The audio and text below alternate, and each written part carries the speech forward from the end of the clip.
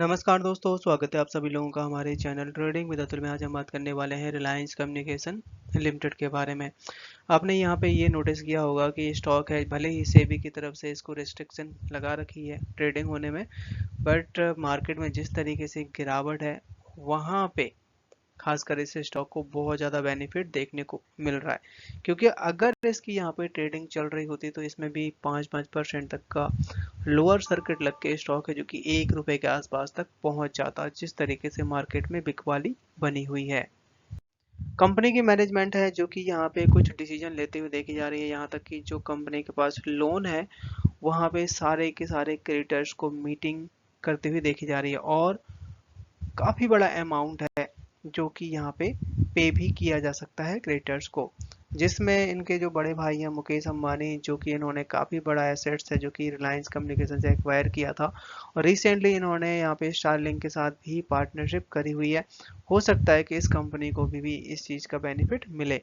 तो चलिए गाइस, सारी न्यूज़ को डिटेल में समझते हैं। साथ साथ अगर आप लोग हमारी वीडियो के माध्यम से थोड़ी सी भी हेल्प हो रही हो तो प्लीज़ आप हमारे चैनल को सब्सक्राइब जरूर करें।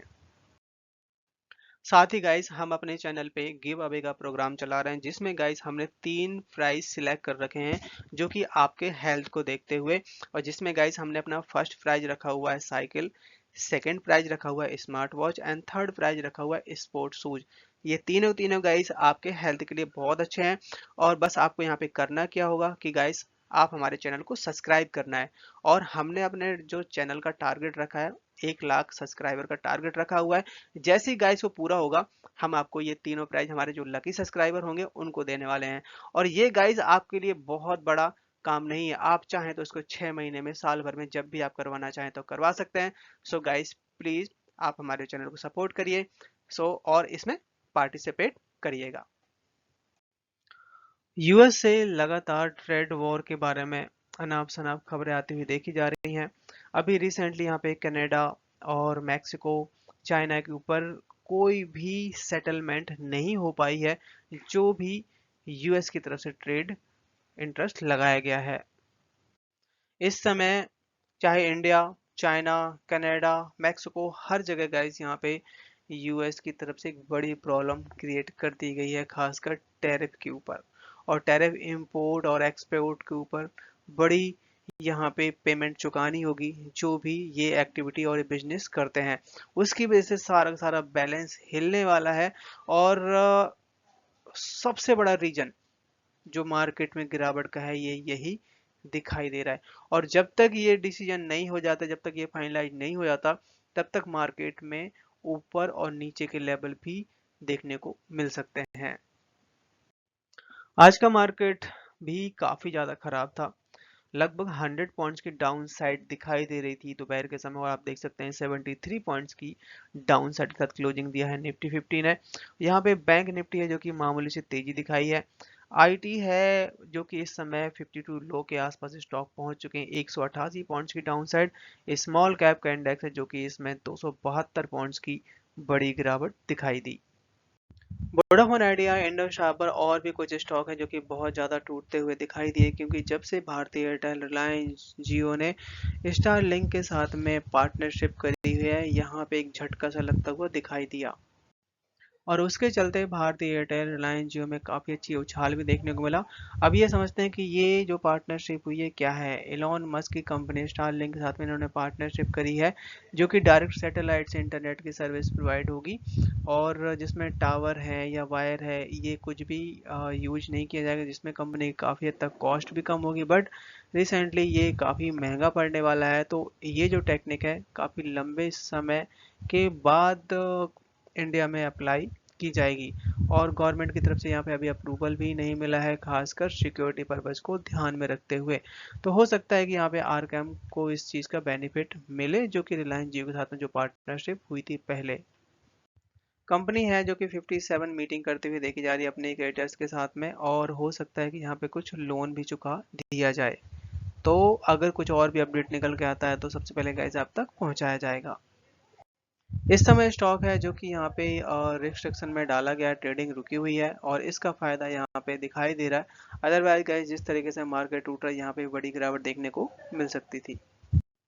और ये जो बात हो रही है फंड की करीबन 1050 करोड़ लोन की यहाँ पे बात हो रही है, जो कि केनरा बैंक की तरफ से फ्रॉड का इल्जाम लगाया गया अनिल अंबानी के ऊपर। सो ये जो केस है आपका 8 नवंबर के आसपास से चल रहा है, बट इसमें अभी फिलहाल तो स्टे लगा दिया गया है। देखते हैं आगे क्या होता है। अगर कुछ और भी अपडेट निकल के आएगा तो आपको सीधा बहुत जल्द आप तक पहुंचा दिया जाएगा।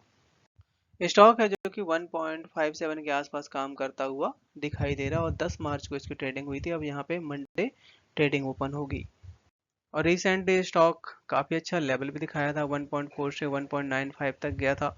वहाँ से इस समय स्टॉक काफ़ी ज़्यादा टूट भी चुका है, और यहाँ पे आपको स्टॉप लगा के रखना है 1.4 का, और ऊपर की तरफ चलेगा तो फिर 1.8 1.9 तक जाएगा, और नीचे की तरफ अगर 1.4 को ब्रेक करता है तो बड़ी गिरावट भी दिखाई दे सकती है।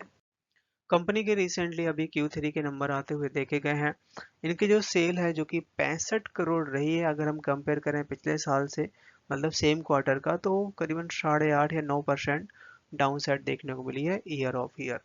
जिसमें कंपनी को 2070 करोड़ के आसपास का लॉस हुआ है, जो कि पिछले साल सेम क्वार्टर में 1780 करोड़ का लॉस था।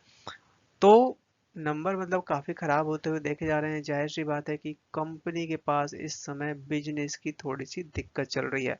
अगर यहाँ पे जिस तरीके से Reliance power, Reliance infra stock अच्छे चलने शुरू हो गए हैं, अगर यहाँ पे बिजनेस कुछ और आता है, जिस तरीके से गवर्नमेंट ऑफ इंडिया यहाँ पे कुछ अनाउंसमेंट किया है, उसका इम्पैक्ट हो सकता है फ्यूचर में दिखाई दे। क्योंकि इस बार का जो बजट रहा था उसमें 95,298 करोड़ की अनाउंसमेंट करी गई थी, खासकर टेलीकॉम सेक्टर और आईटी सेक्टर के लिए। इस बार के बजट में जो मैक्सिमम चीज़ें फोकस करी गई हैं, खासकर यहाँ पे इन हाउस बनाने का, जो भी पार्ट्स हैं, जो भी टेलीकॉम सेक्टर में चीज़ें लगती हैं, सारा सारा इन हाउस बनाने का। क्योंकि अभी मैक्सिमम चीज़ें बाहर से इंपोर्ट होती हैं, और इंपोर्ट की कस्टम ड्यूटी कभी बढ़ती है तो कभी घटती है, उसकी वजह से कंपनी की फाइनेंशियल हालत खराब होती है। सो गवर्नमेंट ऑफ इंडिया यहाँ पे ट्राई कर रही है कि ज़्यादा से ज़्यादा इंडिया में ही सारे काम, मतलब बिजनेस को बढ़ाने का, मेड इन इंडिया पे काम करने का, जिसका इम्पैक्ट आपको खासकर टेलीकॉम सेक्टर, जैसे अभी एआई आने वाला है तो इसके लिए टेलीकॉम सेक्टर तो और भी अहम रोल प्ले कर सकता है। रिसेंटली ट्राई की तरफ से एक बड़ी खबर आती हुई देखी जा रही है। आप देख सकते हैं कि 5 मेगाहर्ट्ज स्पेक्ट्रम से लेके करीबन 700 मेगाहर्ट्ज जो बैंड है, हर एक रेलवे स्टेशन के लिए बात कही जा रही है कि वहाँ पे जो भी पैसेंजर होते हैं उनके यूज के लिए लगाया जाए। और इसके लिए जो कॉस्ट बैठने वाली है 3,927 करोड़ की। तो इस तरीके के ऑर्डर अभी सारी सारी कंपनियों को आते हुए देखे जाएंगे, क्योंकि आपने देखा होगा कि इंडिया बहुत बड़ा है, और अगर हर जगह ये अप्लाई किया जाए, मतलब छोटे छोटे स्टेशन को अगर हम छोड़ देते हैं, बड़े स्टेशन की बात करते हैं, तो हर जगह लगाया जाए तो काफी बड़े लेवल पे ऑर्डर आ सकते हैं।